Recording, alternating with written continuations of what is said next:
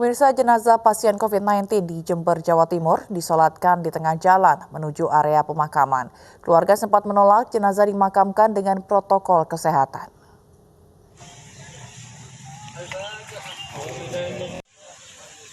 Jenazah pasien COVID-19 bernama Muslikah, 79 tahun warga desa Padomasan, Kecamatan Jombang, Jember disolatkan di tengah jalan area pemakaman umum desa setempat. Warga menyalakan saat jenazah masih berada di dalam mobil ambulans. Langkah ini diambil oleh Satgas Penanggulangan COVID karena keluarga serta warga setempat menolak almarhumah disolatkan di rumah dan meminta disolatkan di masjid. Keluarga juga menolak almarhumah dimakamkan dengan protokol COVID. Namun Kapolsek Jombang, Ibtu Kusmianto mengatakan tidak mungkin pemakaman dilakukan secara normal karena almarhumah merupakan pasien COVID-19. Namun Kapolsek Jombang, Ibtu Kusmianto mengatakan tidak mungkin pemakaman dilakukan secara normal karena almarhumah merupakan pasien positif COVID. Meninggal warga Padomasan, itu sudah terindikasi COVID sesuai keterangan dari rumah sakit. Bahkan dibuat dengan keterangan dari puskesmas, petugas puskesmas Jombang. Jadi estafet informasi atau data dari rumah sakit. Setelah diberi pemahaman, akhirnya keluarga menyetujui jenazah Muslikah dimakamkan secara protokol kesehatan. Dari Jember, Jawa Timur, Bambang Sugiarto, iNews melaporkan. DPRD DKI Jakarta bersama pemerintah Provinsi DKI Jakarta mengesahkan peraturan daerah penanggulangan COVID-19. Perda itu diharapkan menjadi payung hukum untuk menertibkan warga ibu kota terhadap protokol kesehatan.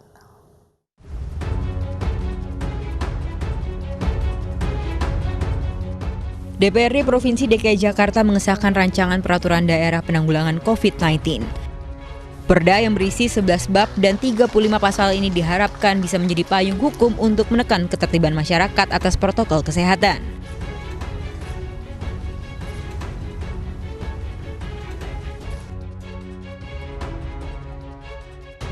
Perda ini mengatur sanksi pidana ringan seperti bagi warga yang mengambil paksa jenazah probable atau terkonfirmasi COVID-19 dapat didenda 5 juta rupiah, bahkan hingga 7,5 juta jika dengan kekerasan. Warga yang menolak rapid test atau PCR COVID-19 juga dapat didenda hingga 5 juta rupiah. Selain itu, meninggalkan fasilitas isolasi atau kesehatan tanpa izin petugas juga dapat didenda 5 juta rupiah.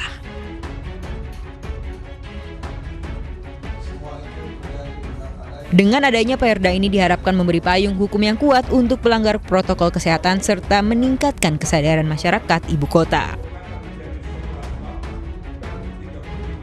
Pada prinsipnya kita menginginkan dan pemerintah menginginkan agar perilaku masyarakat itu berubah. Itu yang mau didorong. Jadi menjadi pola hidup bersih dan sehat. Nah, bagaimana supaya itu bisa terwujud? Maka diperlukan sosialisasi dan edukasi yang terus-menerus dari pemerintah DKI Jakarta.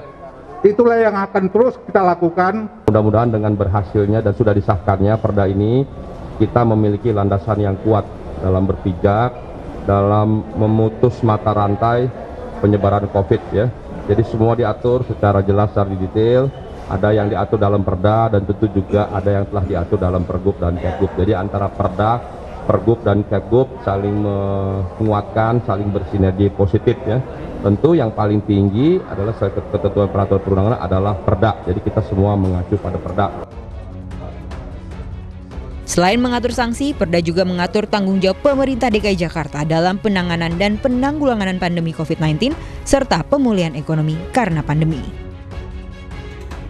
Dari Jakarta, Vito Erlangga, Rizky Ihwal, Damar Wicaksono, iNews melaporkan. Presiden Joko Widodo meminta jajaran bawahannya untuk mempersiapkan hal mengenai vaksin COVID-19 secara matang. Jokowi juga meminta digelarnya training atau pelatihan terkait distribusi vaksin. Presiden Jokowi meminta persiapan hingga implementasi terkait vaksinasi COVID-19 harus dilakukan secara matang dan tidak tergesa-gesa. Presiden Jokowi juga menegaskan untuk vaksin rakyat akan diurus oleh Menteri Kesehatan, sementara vaksin berbayar akan berada di bawah tanggung jawab Menteri BUMN. Menurut Presiden Jokowi, hal ini menjadi penting karena menyangkut soal tanggung jawab dan perihal administrasi pengadaan dan pelaksanaan vaksin di lapangan. Vaksin ini saya minta jangan tergesa-gesa karena sangat kompleks, menyangkut nanti persepsi di masyarakat. Kalau komunikasinya kurang baik bisa kejadian karena Undang-Undang Cipta Kerja ini. Jadi saya harapkan betul-betul disiapkan mengenai vaksin, mengenai komunikasi publiknya terutama yang berkaitan dengan halal dan haram, yang berkaitan dengan harga, yang berkaitan dengan kualitas, nanti yang berkaitan dengan distribusinya seperti apa. Meskipun tidak semuanya perlu kita sampaikan ke publik, harga ini juga tidak harus kita sampaikan ke publik. Kepedulian sosial MNC Group melalui MNC Peduli selama masa pandemi kembali mendapat apresiasi. MNC Group meraih penghargaan dari Badan Nasional Penanggulangan Bencana atau BNPB untuk percepatan penanganan COVID-19 di Indonesia. MNC Peduli mendapatkan penghargaan ini bersama 59 lembaga lainnya.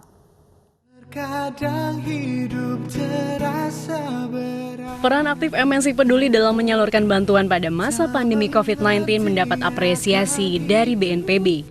MNC Peduli meraih penghargaan dari BNPB sebagai lembaga yang ikut membantu pemerintah mempercepat penanganan COVID-19 di Indonesia. Penghargaan diberikan kepada 60 berbagai lembaga usaha dan akademisi lainnya yang selalu proaktif dan konsisten membantu dalam menangani COVID-19 di tanah air. Tentunya kami di MNC Peduli merasa diapresiasi oleh BNPB dengan pemberian penghargaan ini. Tentunya ini akan terus memotivasi kami untuk memberikan yang terbaik secara konsisten juga dalam penanganan pandemi COVID-19 ini. Ya harapannya tentu agar lebih banyak korporasi lagi yang juga mau ikut terjun memberi bantuan terhadap penanganan COVID ini. Sejak pandemi, MNC Peduli tidak pernah putus menyalurkan bantuan kepada masyarakat yang membutuhkan. MNC Peduli menyalurkan bantuan berupa alat pelindung diri, sembako dan makanan siap saji kepada tenaga medis, penghuni panti sosial, pekerja transportasi, dan masyarakat yang masih beraktivitas selama pandemi. Tim iNews melaporkan.